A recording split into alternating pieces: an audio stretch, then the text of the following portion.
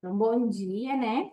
Hoje a gente está no nosso quarto encontro para leitura do Onde Estão Minhas Moedas, do Rangarriga. Estamos na página 40, onde a gente vai dar continuidade.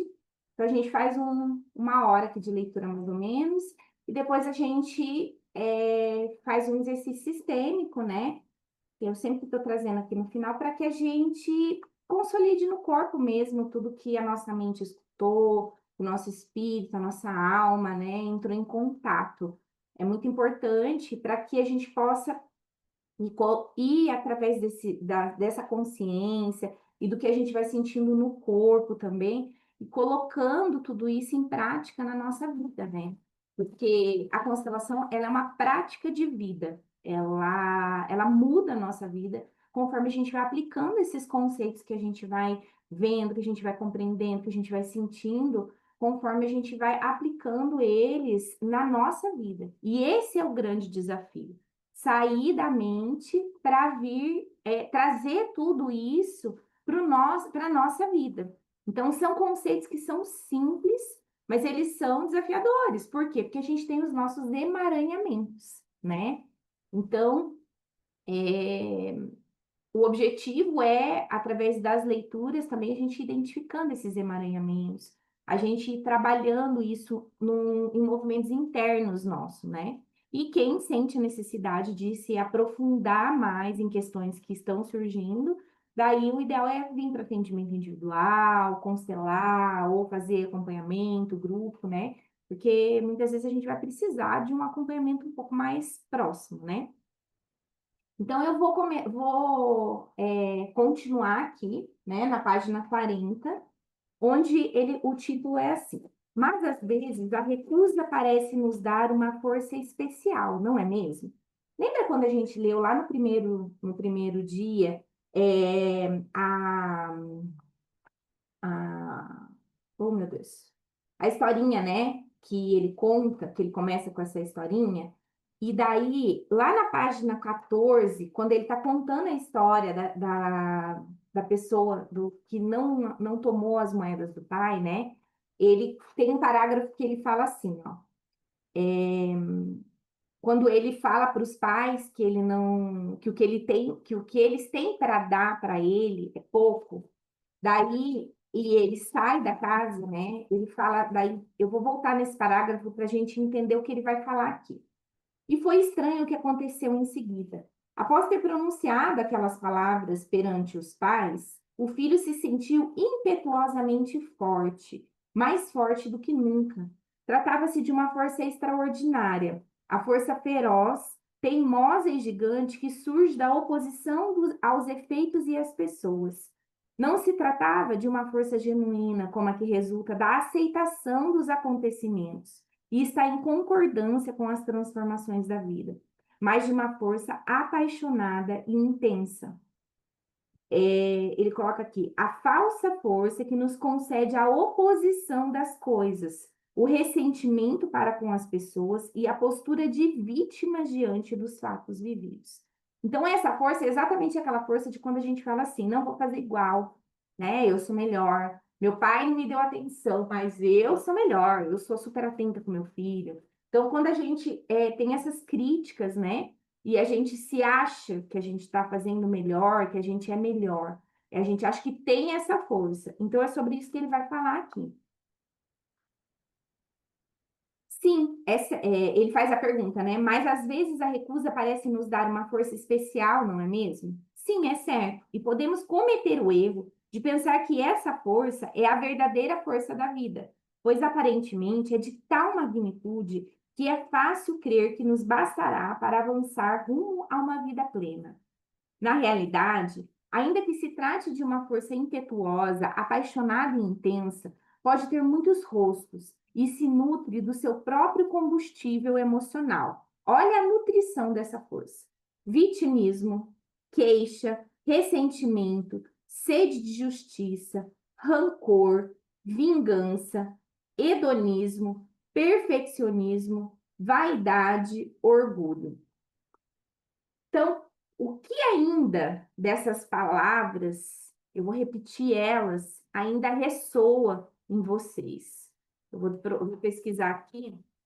É o significado de hedonismo.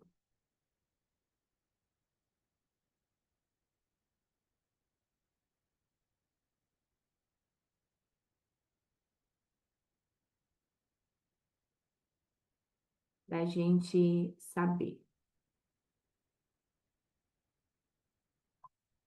Significado da palavra.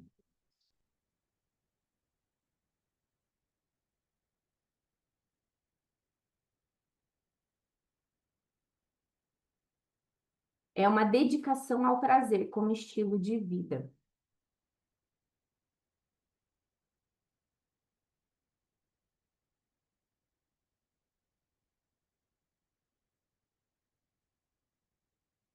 O hedonismo é uma doutrina filosófica que postula o prazer como o bem supremo da vida, que deve ser buscado ativamente, enquanto a dor é evitada visando alcançar a felicidade. Ou seja, né? Eu não consigo estar em contato com a dor. E a gente sabe que a evolução, né? A gente precisa acessar as nossas feridas e as questões. Por isso que o hedonismo não é algo que nos leva aqui no caso para o mais, né? Ele faz o quê? Ele dá mais força ainda para essa questão da recusa das moedas, né? Que é onde ele está trazendo aqui. Eu só sair aqui do meu WhatsApp para parar de fazer barulho. Bom, então vamos continuar.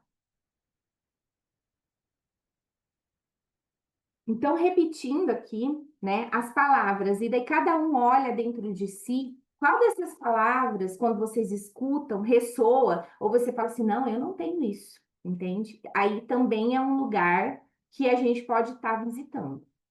Então, quais são os combustíveis emocionais, né, que nutrem essa recusa das moedas e parece que a gente está com força na vida? Vitimismo, queixa, ressentimento, sede de justiça, rancor, vingança, o hedonismo, que é essa dificuldade da gente entrar em contato com a dor, querer só prazer, que é bem um movimento infantil isso, perfeccionismo, vaidade, orgulho. Em qual delas você ainda percebe que está preso? Trata-se de uma força enorme que configura a paisagem do sofrimento humano, como se diz no conto. Representa uma imensa galeria de personagens e posturas existenciais, sobre as quais tratamos de nos sustentar quando carecemos da coragem e da humildade suficientes para assumir nossas feridas, nossas bênçãos, para nos apoiarmos na realidade como ela é e em nossos pais como eles são. Essa força, ela é intensa, cega e impetuosa, porque ela é falsa. Gente, isso aqui lembra o quê? Isso aqui lembra muito a paixão, né? Quando a gente encontra alguém que a gente se apaixona, né, perdidamente, aquilo é o quê? De uma intensidade. Só que depois, quando a gente vai entrando em contato com a pessoa real, né, entrando em contato com o que a pessoa realmente é, o que que acontece? Essa força ela se perde. Até que quando a gente consegue olhar para a pessoa como ela é, aceitar ela e consegue ter a relação com essa pessoa de verdade, isso traz uma força que é diferente, não é aquela força intensa da paixão.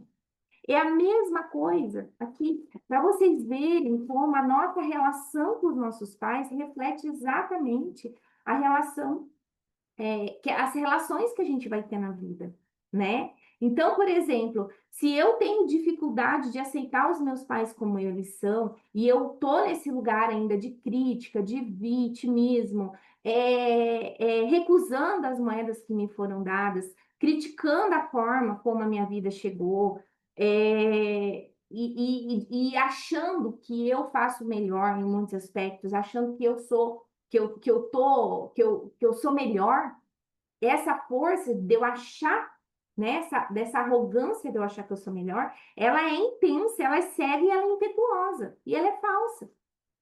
E é a mesma força da paixão, que ela é falsa. O que sustenta uma relação? O que sustenta uma relação não é a paixão. sustenta uma relação é a vida em comum, é aceitar o outro como ele é conseguir lidar com a imperfeição do outro. Então, tem uma relação muito forte isso aqui. E é falsa porque não procede da realidade, procede da onde? Da minha idealização, exatamente como na paixão. Eu estou idealizando o outro, senão de sua oposição e de sua negação. Trata-se de uma força que nos faz crer que devem compensar nossas carências e que, por nosso sofrimento, somos merecedores de certos direitos. Mas há algo que devemos aprender. Nenhum sofrimento concede direitos. Gente, grava muito essa frase aqui. Nenhum sofrimento concede direitos. Nenhuma postura existencial edificada sobre feridas concede merecimentos. Como se afirma no relato, o único sentido desse sofrimento, que não é dor, é fazer sofrer os demais, já que apenas a dor genuína desperta a compaixão. Então, quando a gente está ali, ainda nas feridas, exigindo compensação pelo nosso sofrimento, exigindo compensação pelo que aconteceu, exigindo, achando que, tipo assim, que porque a gente teve isso ou aquilo, ou seja, na compensação mesmo. Isso não nos leva para um lugar de força na vida. O que nos leva para um lugar de força na vida?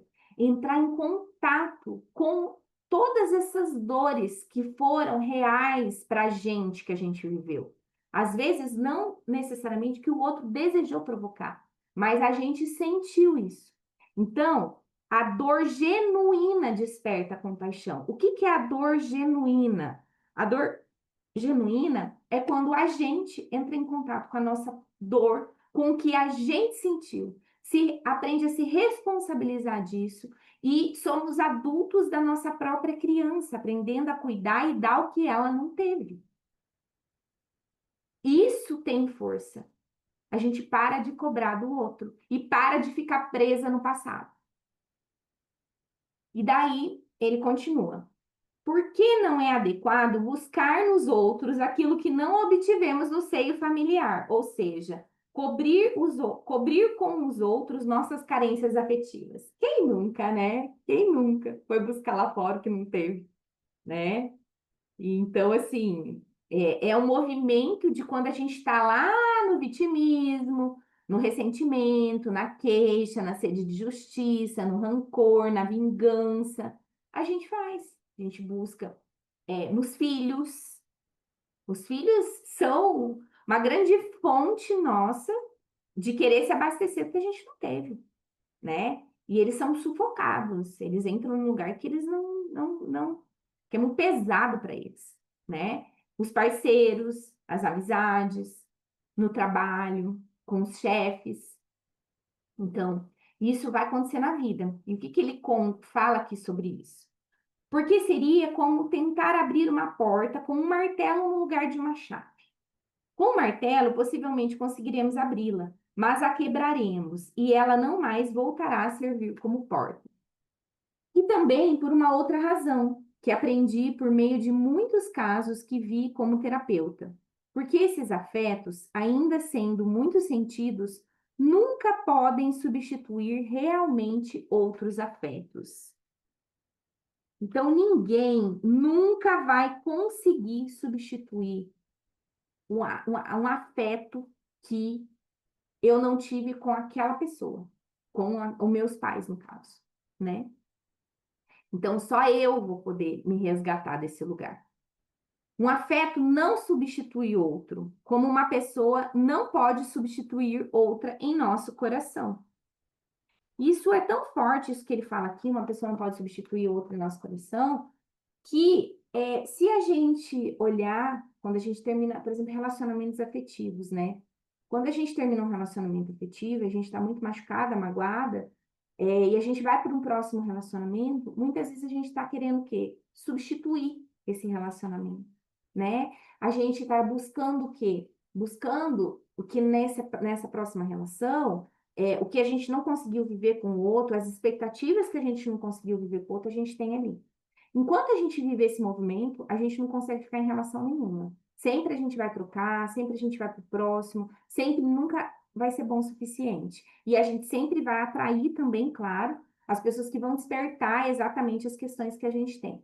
Porém, quando a gente encerra os ciclos, quando a gente olha para aquela relação, olha o que ela pôde trazer, olha o que aquela experiência realmente veio me ensinar e se despede dela, né? Com honra, com respeito, dando lugar, dando significado ao que aquilo ao que aquilo teve, aí sim eu posso conseguir me abrir verdadeiramente para para uma outra relação sem a expectativa do que faltou na anterior. Isso tem muita relação com o quanto ainda eu estou, por exemplo, lá com os meus pais, com essa expectativa ainda do que eles podem me dar. Ou com rancor, com todas aquelas palavras que a gente falou lá no começo.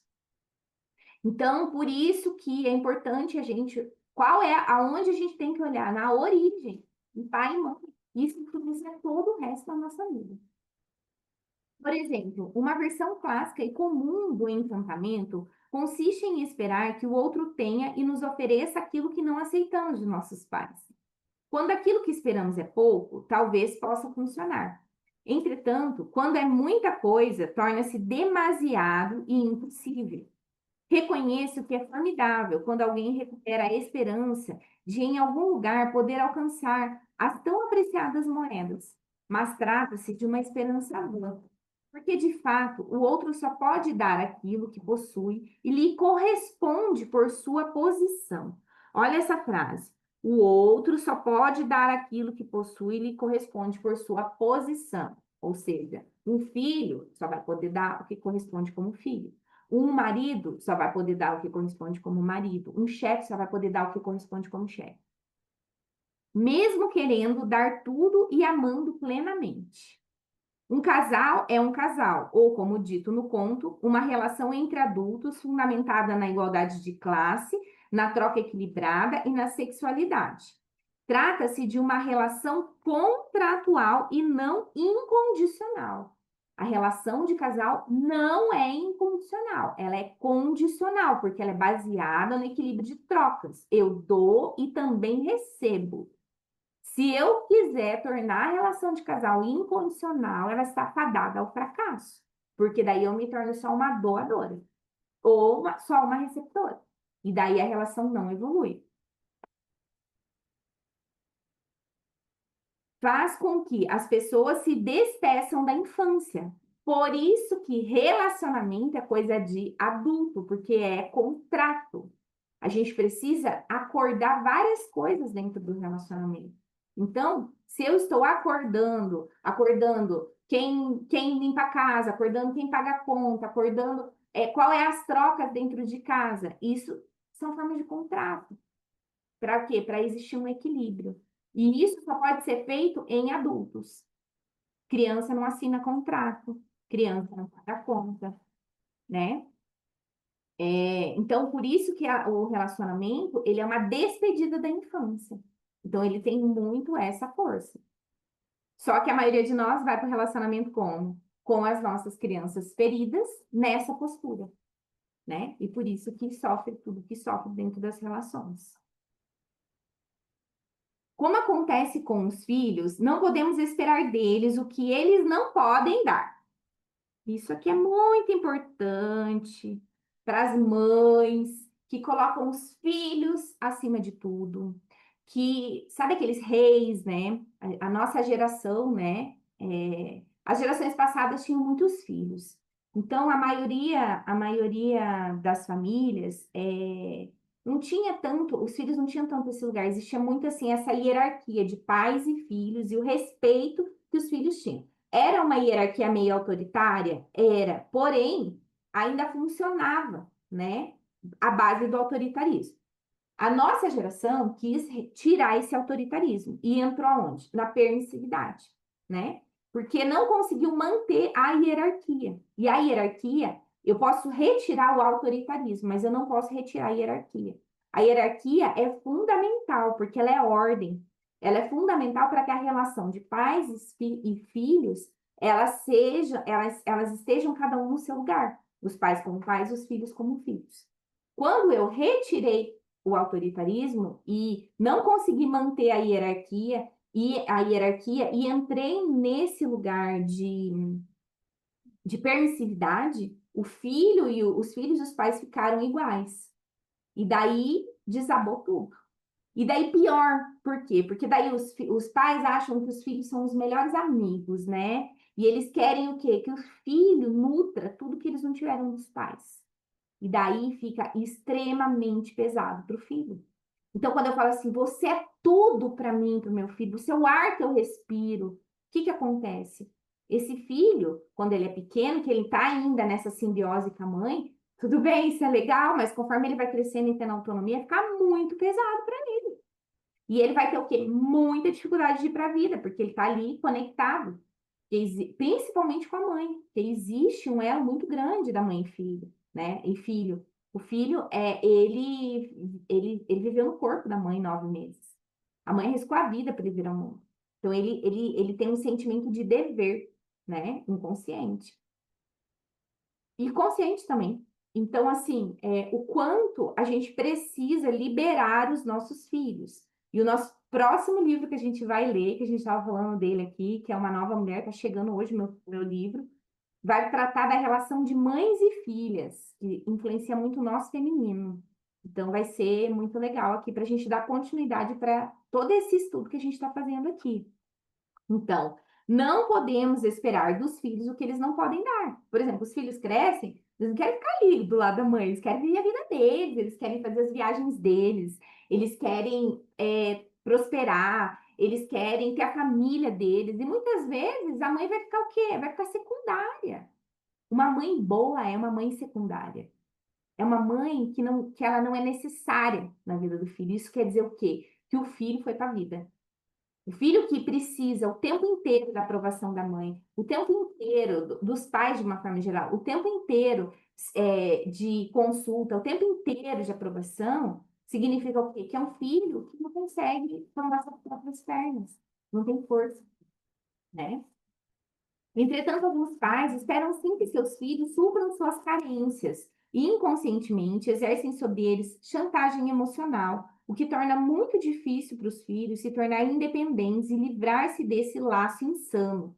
Criam vínculos especiais com os filhos quando bastaria um vínculo normal. É suficiente para eles sentir-se cuidados, queridos, pertencentes e livres, nada mais. Vou repetir o que é suficiente para um filho. É que a gente, quem tem filho aí, olhe também muito esse papel de como está sendo como pai ou mãe. É suficiente para o filho sentir-se cuidado, querido, pertencente e livre, livre, não amarrado na gente. Nada mais. Isso é suficiente. O que a gente vê muito? Aquele filho que foi cuidado, super protegido, amado, né? Ele cresce, a mãe sufocou tanto aquela criança, a mãe tá tão nesse movimento, que daí quando ele começa a querer ir pra vida, né? E principalmente assim, arruma uma namorada, daí a namorada não se dá bem com a mãe, né? Porque, claro que elas estão disputando, né? O que que acontece? O filho vira a cara da mãe. E daí é muito doido, por quê? Porque a mãe se sente abandonada, né?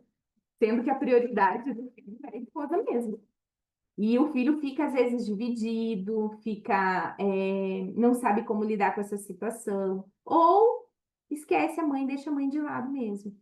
Então, assim, para ver como a gente cava a nossa própria cova. É a própria mãe, o próprio pai que cavou a própria cova deles, por não ter dado autonomia e liberdade para o filho, achando que ele ia ser aquela criancinha que ia nutrir, que ia dar essa nutrição emocional para ele uma vida toda. Só que não. Então, é muito interessante, eu não sei se vocês já assistiram aquele Ilhados com a Sogra. Gente, aquele programa, para quem quer entender de olhar sistêmico, é maravilhoso, o Ilhados com a Sogra. Eu assisto com a minha filha, porque eu aproveito muito para mostrar para ela esses padrões de meninos, sabe? Do menino preso na mãe, entendeu? Então, no ilhado, não é, Jaque? E é bem esse movimento, assim, o ilhado com a sogra mostra exatamente essas disputas, né? E como isso tem a ver com mães que não conseguiram liberar seus filhos. Um filho ou filha especial se distingue porque inconscientemente seu pai ou sua mãe estão convencidos de que têm as moedas de que necessitam. Ou seja, as moedas que a gente estava esperando lá do pai, a gente deposita no filho. Acha que ele que tem. Então se relacionam com esse filho de modo especial, cheio de expectativas. De maneira não muito consciente, buscam nos filhos o que lhes falta, anseiam preencher seus vazios ou o que não aceitaram de seus pais ou cônjuges. E isso é um peso notável para os filhos.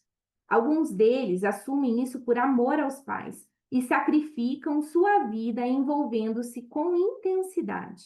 É onde surge aqui os casamentos, né? Entre mães e filhos e entre pais e filhas. A grande dinâmica do filhinho do papai e da filhinha do papai e do filhinho da mamãe. Outros encontram oportunidades e a pressão de sua autonomia e desenvolvimento os empurra com afinco. É preciso saber que, no fundo, os filhos amam cegamente seus pais e sua família e se envolvem com o sistema e os pais com o que o sistema e os pais requerem. Por quê? Porque a gente está emaranhado. Com o que ficou inacabado por meio de suas cargas e sofrimentos. Então, quando a gente libera os filhos, a gente está liberando eles também dos nossos emaranhamentos. Isso não ajuda ninguém, obviamente. O amor cego traz muita enfermidade. Torço para que se cumpra a ordem das relações humanas nas famílias, para que as pessoas sejam mais felizes e torço em especial para dois pontos importantes: que todos sejam iguais e que os posteriores não carreguem os assuntos dos anteriores. Que isso é o emaranhamento. É difícil, claro. Como um filho pode ignorar quando vê sua mãe ou seu pai triste ou infeliz? Ou não confia que estejam bem sustentados na vida? Como que pode? Por isso que, como que a gente pode deixar um filho livre? A gente sendo feliz, a gente se curando, a gente se olhando. Esse é o maior legado que a gente pode deixar para os filhos, para não passar as nossas dores, as nossas questões para eles. Ajuda o fato de o filho poder esclarecer as confusões e respeitar o destino dos pais. Então, imagina um filho que está vendo ali a mãe infeliz. Vamos colocar a mãe em um relacionamento abusivo com o pai, a mãe sofrendo, a mãe às vezes apanhando do pai. Como que o filho, vendo tudo isso, ele não se emaranha, deixando a mãe, virando as costas para a mãe viver o destino dela. E ela por si toma força para sair disso. É muito difícil, né, gente?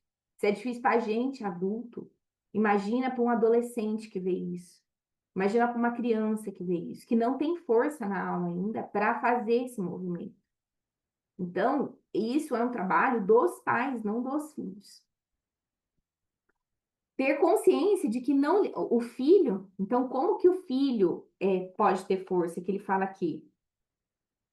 Ajuda o fato de o filho poder esclarecer as confusões e respeitar o destino dos pais, e ter consciência de que não lhe corresponde ter as moedas que faltam aos pais, nem ser pai ou mãe de seus pais, muito menos responsáveis pela felicidade ou pela vida dos pais, etc.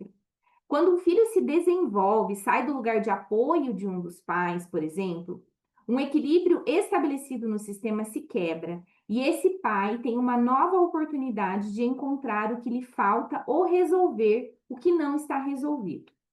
Às vezes, os pais perderam seus pais muito cedo, por exemplo, ou têm penas não esclarecidas. Tudo isso tem de ficar com eles para que possam se integrar e assim se respeitar e se aceitar tal como são, incluindo as suas dificuldades. Voltando à pergunta, a resposta, qual era a pergunta? Por que não é adequado buscar nos outros aquilo que não obtivemos no seio familiar, ou seja, cobrir com os outros nossas carências afetivas? Então, a resposta é que ninguém pode dar algo que não tem e que não lhe corresponde. Por isso, quando se está buscando no lugar equivocado, O casal pode continuar ou não, mas o bem-estar não permanece. As parcerias, as amizades, os relacionamentos próximos podem continuar ou não, mas o crescimento e o sorriso compartilhado não permanecem. Então, mesmo que eu continue no relacionamento, eu não consigo me sentir feliz, eu não consigo me sentir plena, seja qual for esse relacionamento. Para muitos, trata-se de uma oportunidade de mudança, para mais uma vez se questionar. Para outros, não. Às vezes, a miopia do filho, quando deixa a casa dos pais, até ressurge com redobrado impulso. Isso pode levá-lo a aumentar sua obstinação, a reativar suas razões, rancores e argumentos, por mais que o façam ainda mais infeliz.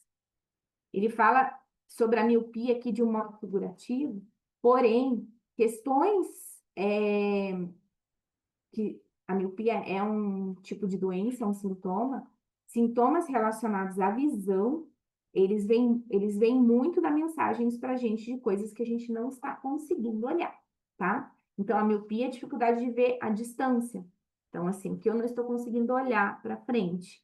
De acordo com cada tipo, né, presbiopia, o estrabismo, né? Então, assim, cada tipo de sintoma que eu tenho, isso aí também reflete questões sistêmicas minhas, tá? Mas às vezes sofremos de verdade. Sabemos que qualquer sofrimento se sustenta sobre boas razões e vem envolvido em argumentos brilhantes. Isso o faz mais vendável e mais justificável ainda. Entretanto, o único sentido do sofrimento não é a dor, é fazer sofrer os demais. Gente, grava essa frase aqui. O único sentido do sofrimento, da gente ficar. O que que é o sofrimento? É quando a gente tem uma dor e fica preso nela. A dor, ela é um patamar, ela é um processo que a gente entra em contato com algo que não está resolvido dentro da gente, com uma ferida, para que a gente possa cicatrizar ela e ir para um outro nível. Quando eu não faço esse processo de cicatrização, de fechamento, de sentir, né? Por exemplo, vamos falar de uma dor física, um machucado. Se eu não limpar esse machucado, né, que vai fazer com que eu sinta a dor, com que eu coloque a minha atenção nesse processo, ele vai ter dificuldades de sarar. Se eu colocar uma luva, por exemplo, eu machuquei, cortei a mão, eu não quero ver esse corte. Eu colocar uma luva ali em cima, vai esconder o corte, mas vai prolongar o sofrimento, na verdade. Esse corte vai ser abafado, pode infeccionar, pode gerar várias coisas. Então, essa dor de ter sido cortada faz virar o quê? Um sofrimento. A mesma coisa é com as nossas feridas emocionais e com a nossa psique. Se a gente não der atenção, cortei, vou lá lavar bem, e nesse processo vai doer, porque estou dando atenção, estou cuidando daquela ferida, para depois eu colocar um remédio, para depois eu cuidar para o quê? Para que daqui as plaquetas têm uma ativação no processo de coagulação que em minutos corta o sangue que está saindo. E a cicatrização em dias acontece. E daqui a pouco eu vou ter o quê? Uma marquinha ali. Mas está cicatrizado e resolvido. Por quê? Porque eu coloquei atenção na minha dor e cuidei daquela ferida. Então, quando eu não faço isso, o que que eu faço? Eu entro em sofrimento. Eu prolongo o sofrimento, né? E isso muitas vezes faz o quê? Faz sofrer as pessoas também que estão à nossa volta. Por quê? Porque daí eu fico, vamos colocar esse exemplo físico mesmo, que fica mais fácil da gente compreender. Essa cor, essa luva que eu coloquei, vai fazer com que? Com que eu já não consiga usar essa mão direita. De repente, eu não vou conseguir lavar a louça. De repente, eu não vou conseguir fazer uma comida. E daí eu tenho lá os filhos pequenos, isso vai impactar meus filhos. Então, o quanto impacta todo mundo que está ao nosso redor quando a gente não cura as nossas mazelas. Quando a gente não olha, né? Não se permite sentir. Então, a gente precisa aprender a visitar esses lugares, sentir para poder deixar isso ir. A solução para o sofrimento é muito simples. Se sabemos que buscamos um lugar inadequado, que isso nos deixa insatisfeito, talvez possamos corrigir e finalmente buscar no lugar adequado, que sempre é com nossos pais e com a integração da nossa história pessoal, ou seja, aprendendo a apreciá-la por mais dolorosa que seja. Quando ele fala aqui, buscar com os nossos pais, não necessariamente é com os nossos pais físicos, é com essa história que foi criada dentro da gente, internamente. A força é interna. Na prática, as dinâmicas familiares afetivas são muito complexas e sutis. E, com frequência, uma crise, separação, problemas com filhos ou qualquer outro infortúnio costuma ser uma oportunidade para trazer à tona e rever o que é preciso ser recordado na relação com os pais ou com a família de origem, e com eles enfrentar os assuntos pendentes. Quando o caminho com o qual pretendíamos nos encher falha, quando uma crise nos assola, quando um trecho do nosso caminho se esgota, talvez se abra uma oportunidade, sobretudo se somos capazes de permanecer em nossa fragilidade e abrir o coração. Então, todas as dificuldades são oportunidades para nos levar para um outro nível. Como todas as pessoas, os pais são mais reais que perfeitos, e é suficiente que sejam assim. Quem exige perfeição fica sozinho. Grava essa frase, viu? Quem exige perfeição fica sozinho. Lembra as características de quem não tomou as moedas? Perfeccionismo era uma delas. Nem sequer tem a si próprio, porque também se acha imperfeito, né? Como é que eu vou amar o imperfeito se eu não consigo amar a minha própria imperfeição? As ideias de perfeição pertencem ao reino de nossas imagens mentais, mas não à realidade. Mas seguramente anda pouco preocupada consigo e com sua melhoria. É que talvez a realidade seja perfeita por si mesma, tal como é neste momento, incluindo nossos desejos de mudá-la, que também são tão reais. O que ajuda não é muito popular, mas faz efeito e consiste em estar de acordo com a mente, o corpo e a alma, inclusive com a dor que se sente. É estar de acordo. Olha o que ajuda. É estar de acordo no coração com o fato de que as coisas são como são e se abrir emocionalmente para isso. Então, novamente, a gente vem e fala da aceitação. Daí, tudo que a gente vai ler fala sobre isso. Não tem próximo passo na nossa vida se a gente não aceitar a nossa história, se a gente não tomar a nossa história como ela foi, se a gente parar de querer mudar o que aconteceu.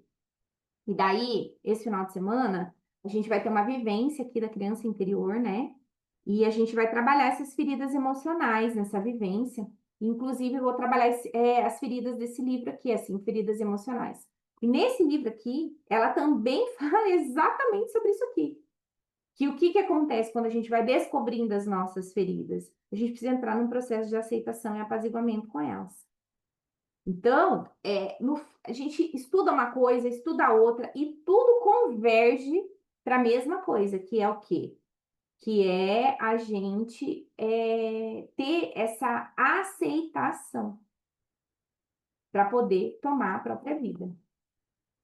A maioria das pessoas ama profundamente seus pais e, quando param de se fechar em seus argumentos defensivos, reabrem o coração e superam a dor, voltando a sentir o amor e a ternura que tinham por eles. Também descobrem que um dia os pais foram crianças e que o coração deles também foi frágil e aprendeu a se defender, que viveram da mesma forma suas carências e mágoas. Bastaria que aceitássemos a dor da mesma forma que outras experiências da vida para estarmos mais perto da serenidade e do amor, que é o que nos faz sentir plenos.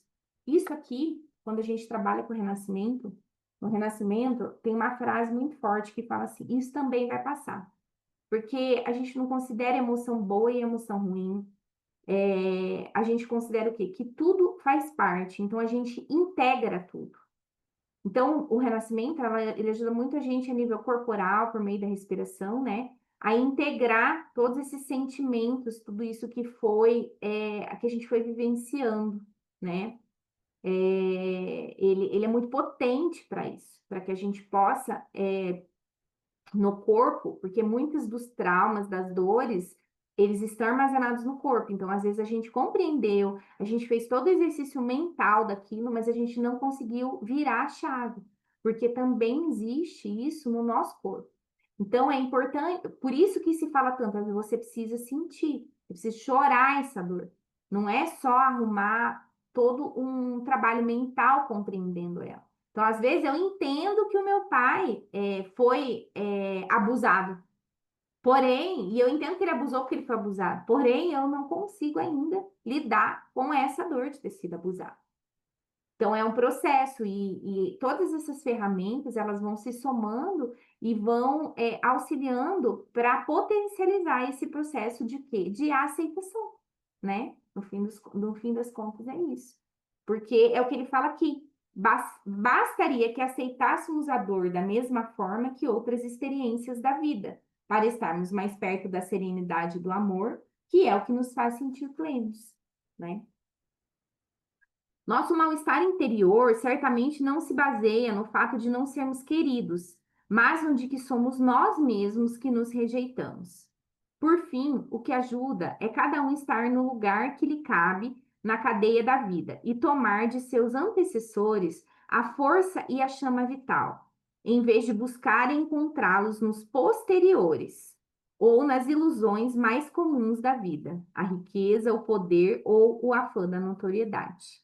Isso aqui é bem forte, né? Que é geralmente onde a gente busca, ou nos filhos, ou nessas outras compensações. Como podemos aceitar nossos pais e suas moedas na prática diária? Isso aqui é bem legal. Por meio da humildade e amparados por um desejo verdadeiramente real de sermos livres e felizes. A humildade, ela nos tira desse lugar da arrogância, desse lugar de eu sou melhor, eu faço melhor, desse lugar da crítica, desse lugar da cobrança, sabe? Então, a humildade, ela nos traz para o nosso lugar. E no nosso lugar nós temos, né? No nosso lugar a gente pode ser livre para ser quem a gente quer ser, né? Na realidade, nós mais tememos a plena liberdade do que a desejamos. E é uma verdade isso. Porque ela nos deixa despidos diante de nossas mais profundas verdades e da responsabilidade da vida. Olha que interessante isso. A gente fala que a gente quer ser livre, né? Mas isso está muito mais nesse plano mental do que num desejo de coração mesmo, porque um desejo de coração faz com que a gente vá para decisões, vá para ações que vão sustentar esse movimento de liberdade, né? Só que isso faz com que a gente tenha responsabilidade, não é verdade? Então, assim, um exemplo bem simples, assim. Então, assim, vamos colocar lá o jovem de 18, 19 anos que quer morar sozinho, né? Que quer ter toda uma liberdade dentro de casa, quer ter toda uma liberdade dentro de casa, mas não arca com a responsabilidade, por exemplo, de morar sozinho, de trabalhar, de pagar suas próprias contas. Então, ele quer liberdade perante o que ele acha, o que ele da vida, o que ele quer viver na vida perante os pais, porém, ele não quer pagar o preço para ter ela. Então, isso é um pequeno exemplo. Quais os preços que você está pagando para ter a liberdade que você deseja? É importante cada um analisar isso. Eu estou pagando preço para ter a vida que eu quero, para ser quem eu quero ser? Porque se eu não estiver pagando preço, eu vou ficar o quê? Amarrada em quem as pessoas querem que seja.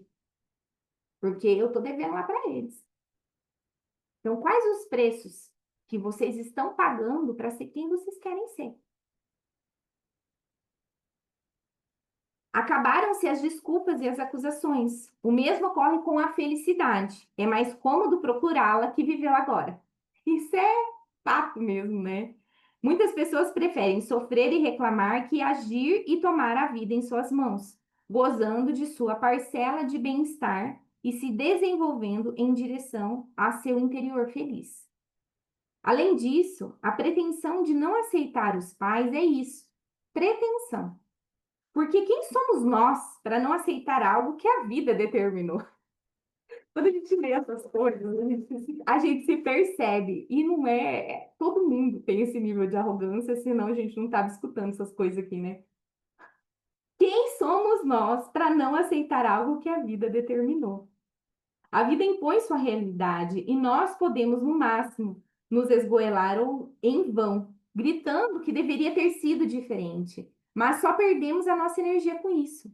Há uma máxima de certas tradições de sabedoria que diz o seguinte: consentimento é libertação, ou ao contrário, oposição é sofrimento.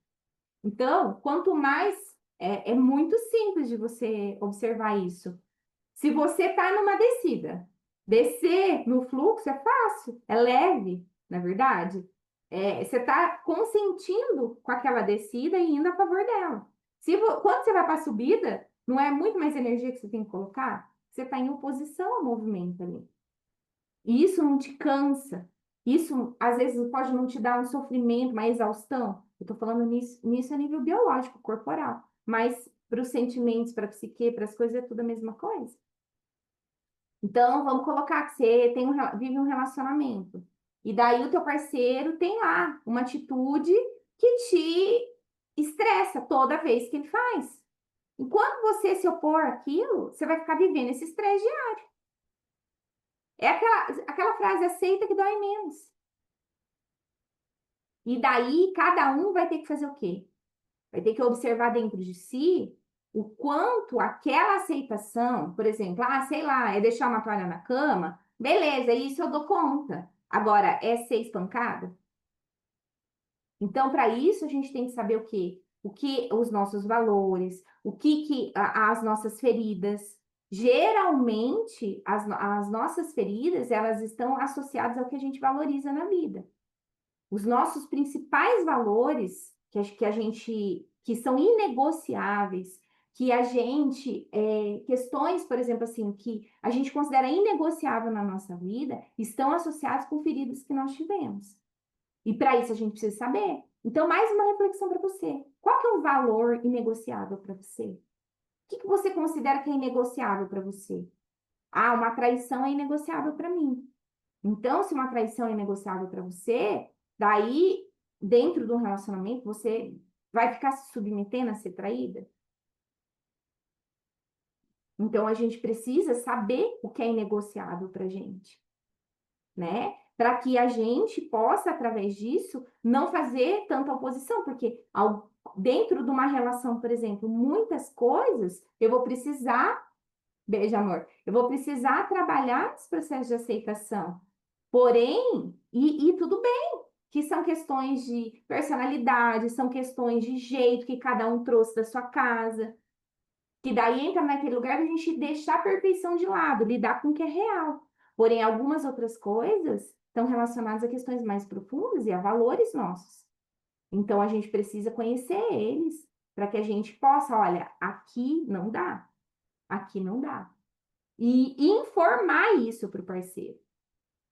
Depois que a gente lê o livro das mães e filhos aí, né, que a gente vai ler, eu quero trazer um livro de relacionamento maravilhoso que a Sophie Hellinger escreveu, que a gente vai trabalhar todas essas questões de relacionamento, sabe? Quero muito. Fiquem aí. Aceitar nossos pais e honrá-los como são tem consequências. A principal delas é nos comprometermos com a vida que temos.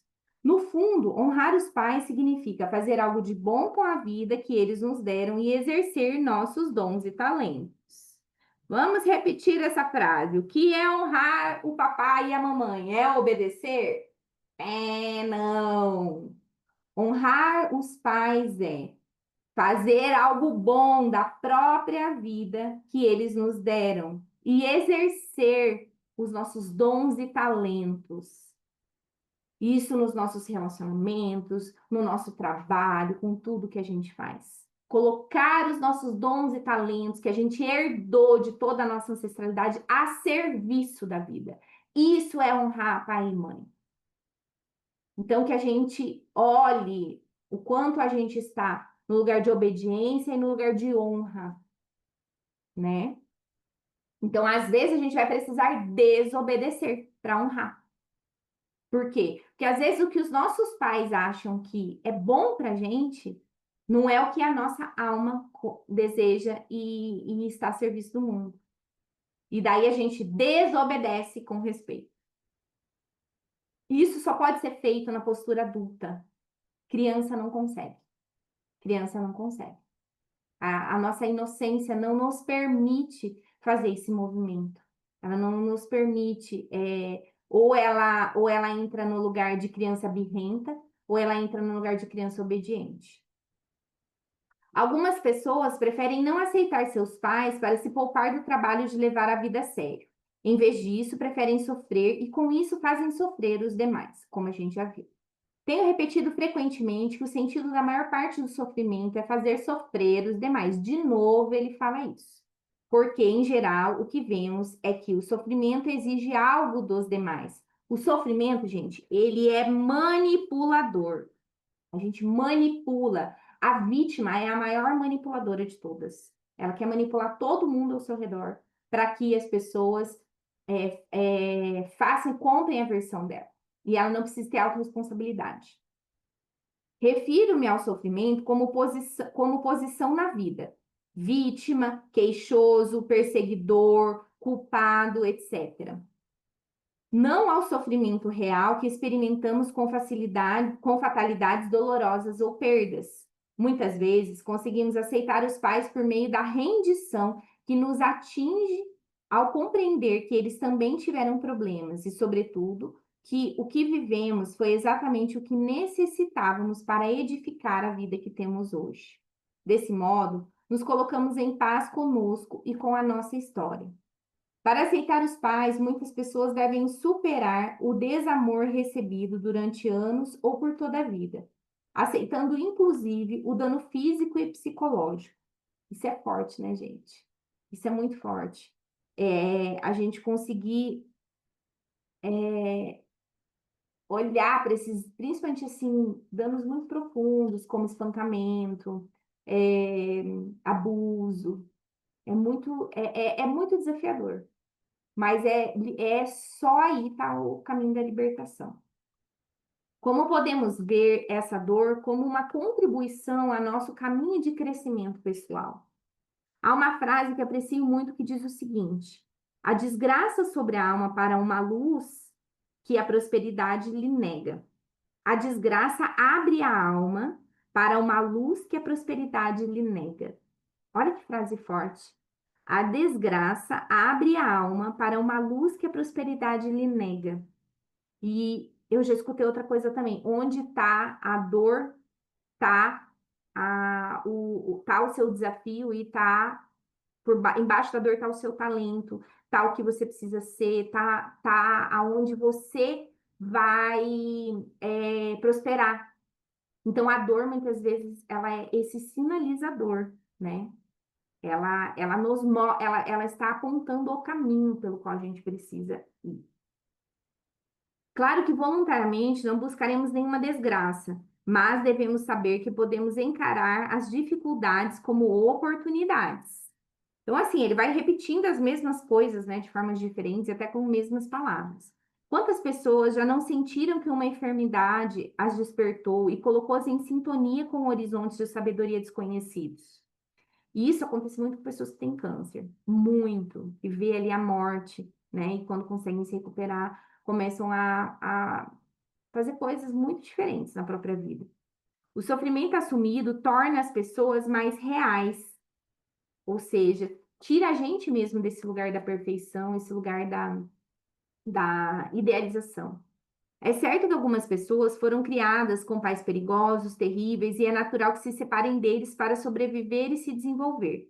Mas, em sua vivência interna, podem chegar a aceitar seu destino doloroso. E isso é uma viagem, às vezes, heróica.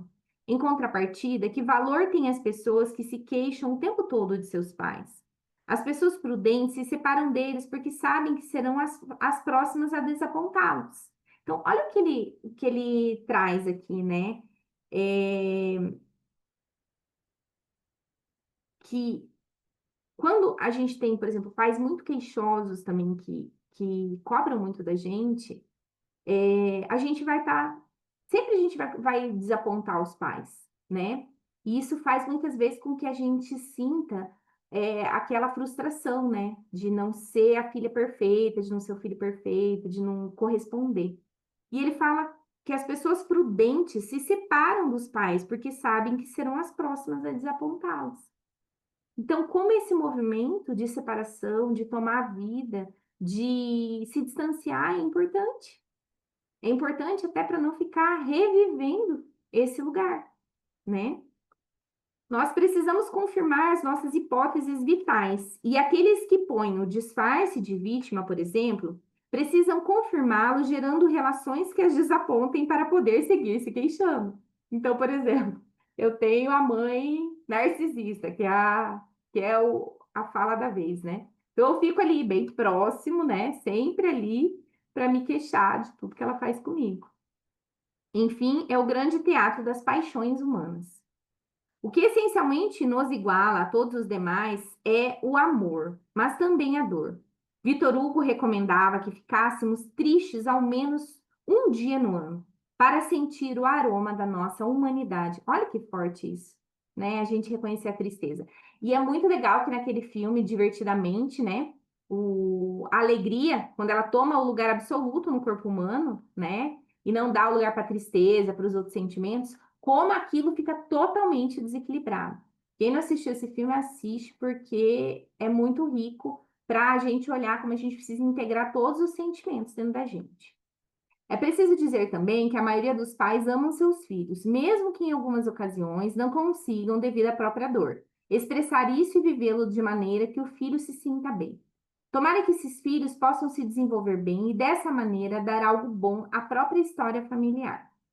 Na prática budista de tocar a terra, descrita pelo monge vietnamita Thich Nhat Hanh, há uma reverência em agradecimento aos antepassados que diz o seguinte: vejo que a origem das minhas raízes procede de meu pai, de minha mãe, de meus avós, de minhas avós e de todos os meus antepassados. Sei que sou apenas a continuação dessa linhagem ancestral. Por favor, me apoiem, me protejam e me transmitam sua energia. Sei que onde quer que os filhos e netos estejam, os antepassados também estão ali. Sei que os pais amam sempre e apoiam seus filhos e netos, ainda que nem sempre sejam capazes de expressá-lo de modo eficaz por culpa das dificuldades que tiveram. Vejo que meus antepassados tentaram construir um modo de vida baseado na gratidão, na alegria, na confiança, no respeito e no amor compassivo. Como continuação de meus antepassados, me prostro profundamente e permito que suas energias fluam através de mim. Olha que forte, bem sistêmico, né? Essa prática. E daí, na página 52, começa: o protagonista da história, em dado momento, pede ajuda ao terapeuta. É uma boa ajuda? Eu vou deixar esse restinho aqui para a gente finalizar no próximo encontro. E daí, eu quero aproveitar no próximo encontro para trazer também, no livro da constelação familiar, que é esse aqui, eu vou. Deixa eu, tá, que é esse aqui, tem um capítulo que é da próxima autora que a gente vai ver, que é da Lari Pedrosa, que é esse aqui, Pais e Filhos, da Lari Pedrosa.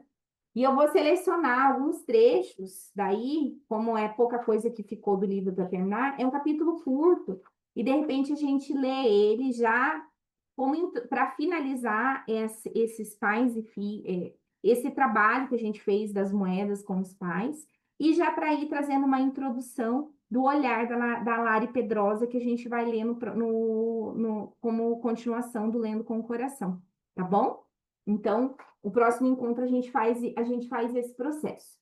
E, pessoal do Instagram, eu vou fechar a live desse livro aqui. Esse livro aqui é um dos últimos lançamentos que teve, se chama Constelação Familiar, História, Teoria, Pesquisa e Ética. É um livro que tem um compilado de, acho que 20 coautores, onde é um livro que fala sobre constelação, ele é bem rico.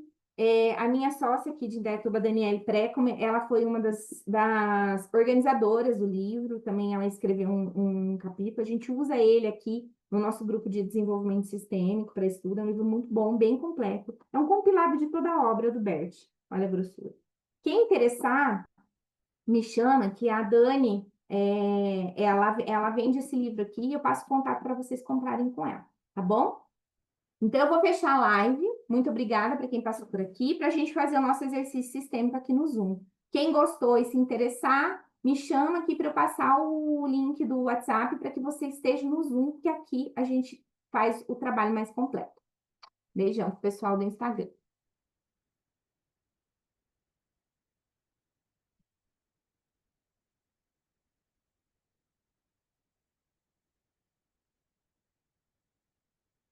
Hum.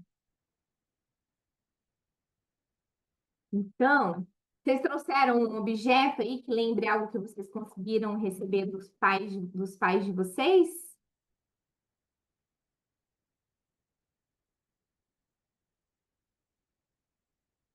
Vou compartilhar aqui. Podem pegar quem trouxe, quem não trouxe, é, pode pensar em algum tema, em algo. Quiser escrever num papel, escreve. Quiser ficar só na memória ali. Pode ser um talento, pode ser várias coisas. Eu vou colocar uma musiquinha de fundo aqui pra gente.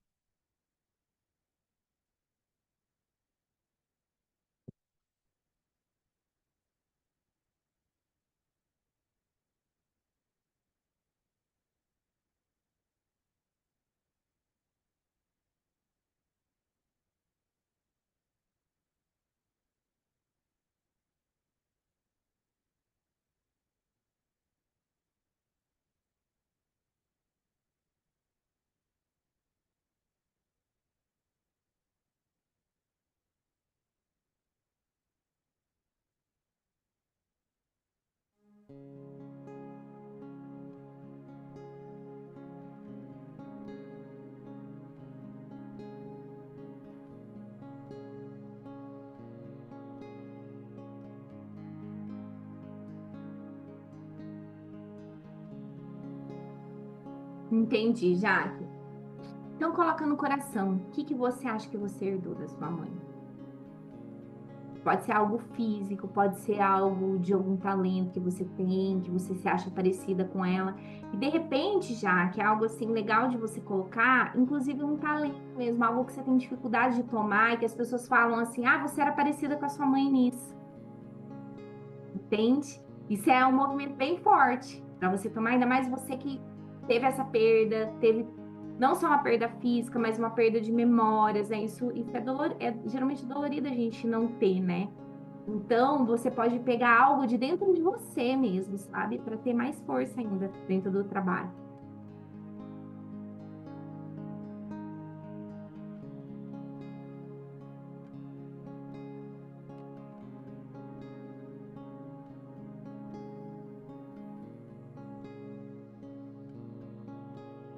Eu tinha preparado uma dinâmica aqui, só que agora lendo o livro, essa última parte que a gente leu, eu achei ela muito profunda.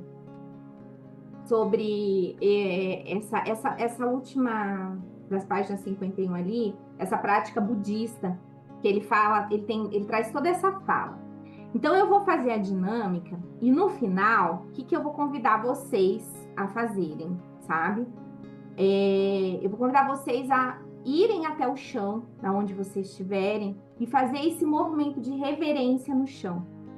Colocar a cabeça no chão mesmo, no movimento de reverência, bem dessa prática budista. E eu vou repetir, eu vou trazendo toda essa fala que ele trouxe aqui no livro, para que vocês repitam ela nesse movimento. Eu acho que isso vai trazer bastante força, sabe? Eu tive essa ideia agora. Então, de início a gente vai iniciar com a prática que eu trouxe, que é uma prática curta, e daí depois eu vou falar para vocês. Quem sentir né? Nesse momento, se ajoelha no chão, coloca a testa no chão, no movimento de reverência, e vai repetindo essas palavras comigo. Daí eu vou falando as palavras e vocês vão repetindo, de preferência em voz alta, gente, para trazer força mesmo. Deem o máximo que vocês conseguirem em todos esses exercícios que a gente faz aqui. Por quê? Porque eu sou só um canal que trago coisas para vocês. O movimento é da gente com a gente. Daí depois, quando eu encerrar a gravação, eu vou contar para vocês um exercício que eu vivi e como e a gente pode fazer as coisas até sozinha mesmo e como isso tem potência na nossa vida, tá?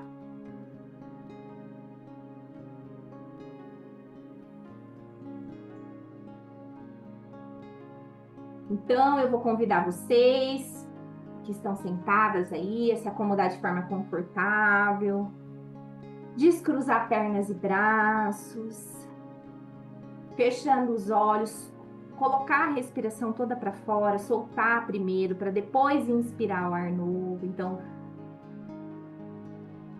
inspira bem profundamente, vai soltando o ar, sentindo a cada vez que você solta o ar, o seu corpo entrar num relaxamento.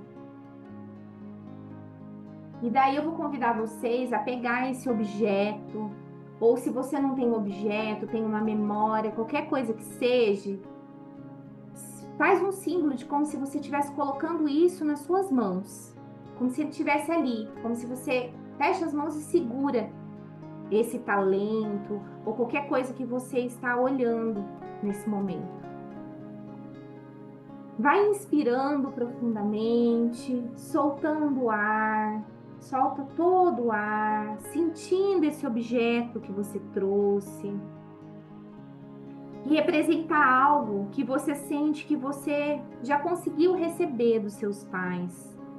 De alguma forma, mesmo que ainda você ache que ainda não está completamente recebido, mas que você sente que isso veio deles.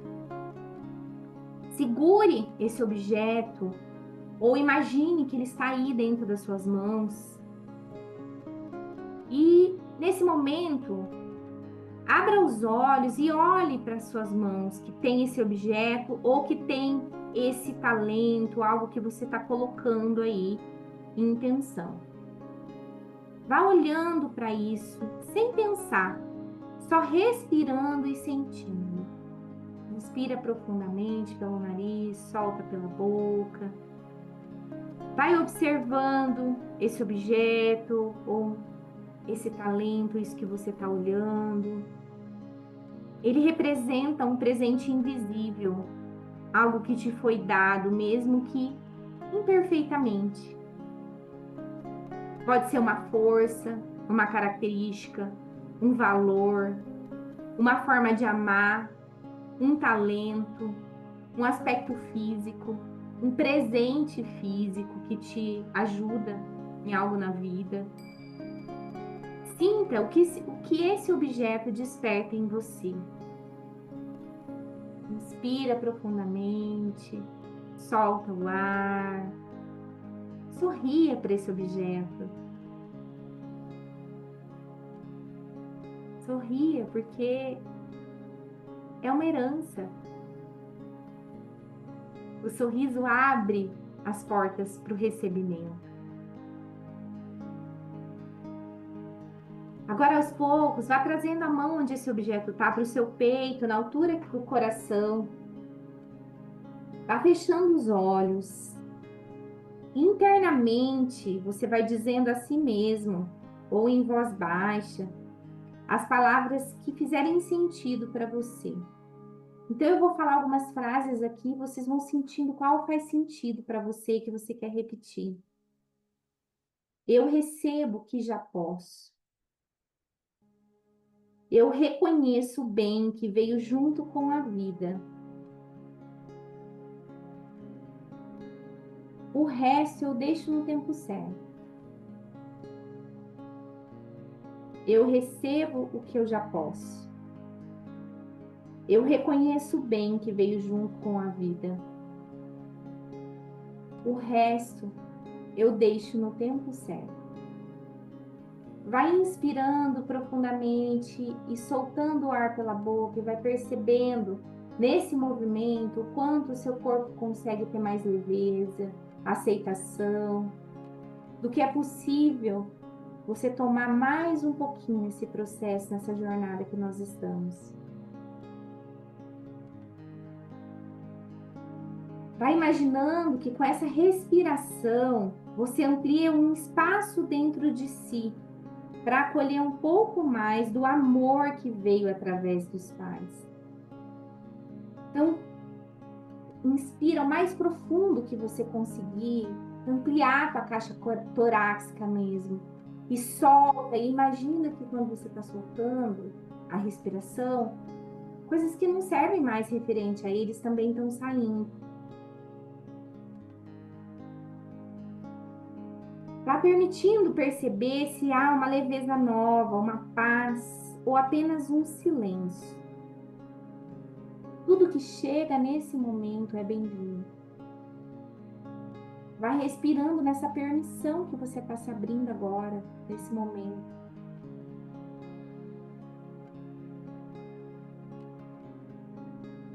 Fica um pouquinho aí.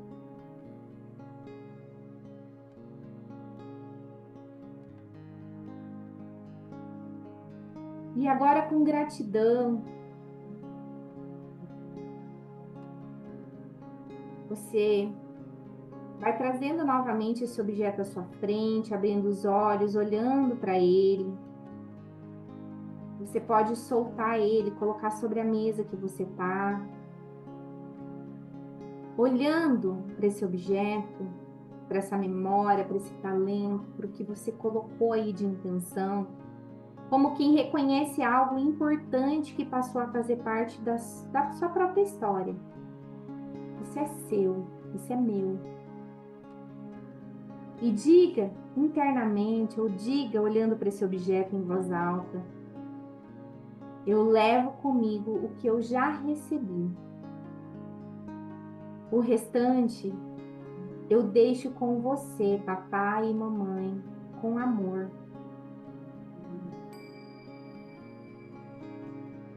Respira profundamente.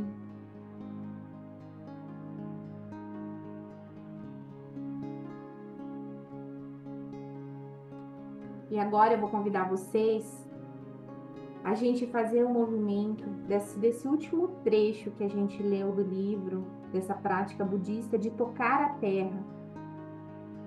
Embora vocês não estão em solo da terra, eu vou convidar vocês a tocarem o chão da casa de vocês, onde vocês moram.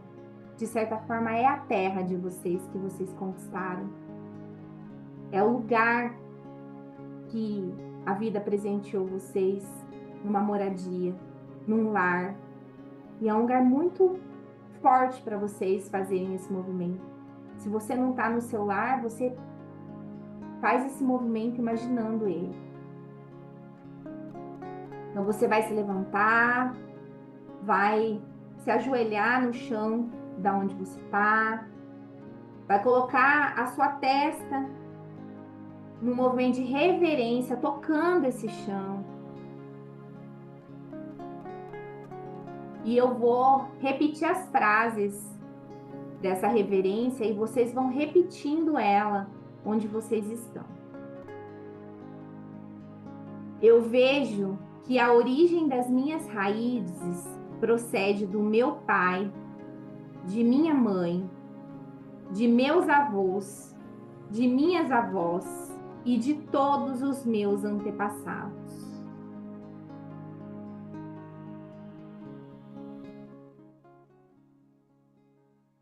Eu vejo.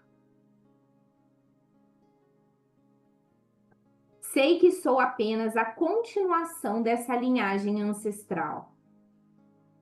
Por favor, me apoiem, me protejam e me transmitam a sua energia. Sei que onde quer que os filhos e os netos estejam, os antepassados também estão ali. Portanto, eu sei que onde quer que eu esteja, vocês também estão comigo. Sei que os pais amam sempre e apoiam seus filhos e netos.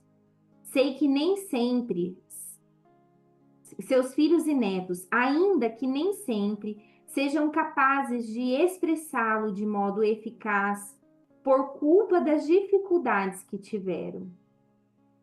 E daí vocês podem falar aqui nesse momento: eu vejo vocês, papai e mamãe, e todos os meus antepassados, e a dificuldade de vocês. Eu vejo que meus antepassados tentaram construir um modo de vida baseado na gratidão, na alegria, na confiança, no respeito e no amor compassivo.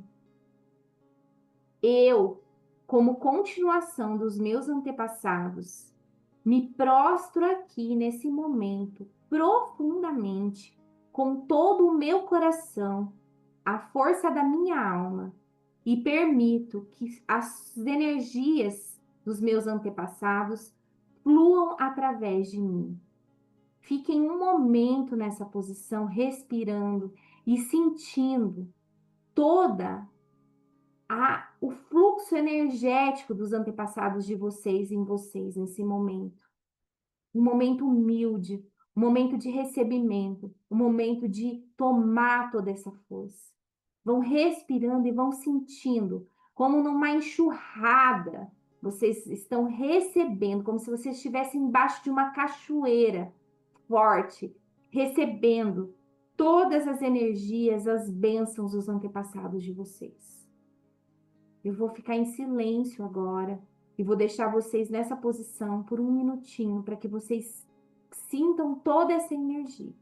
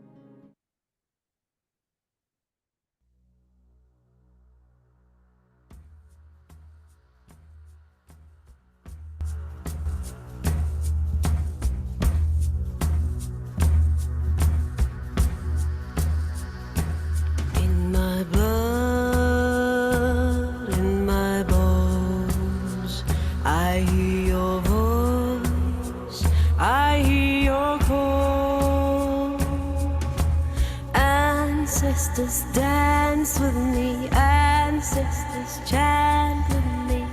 I hear your voice, I hear your call. In my blood, in my bones, I hear your voice, I hear your call. Ancestors dance with me, ancestors chant with me. I hear your voice, I hear your call. In my blood, in my bones, I hear your voice, I hear your call. Ancestors dance with me, ancestors chant with me. I hear your voice, I hear your call. In my blood, in my bones, I hear your voice, I hear your call. Ancestors dance with me, ancestors chant with me. I hear your voice,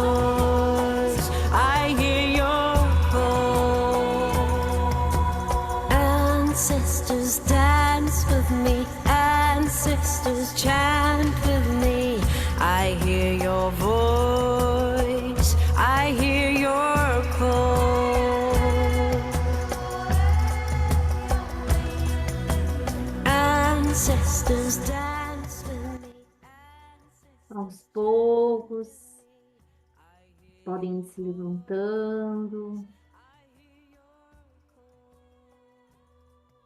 voltando aqui para as cadeiras. Vamos no tempo de vocês.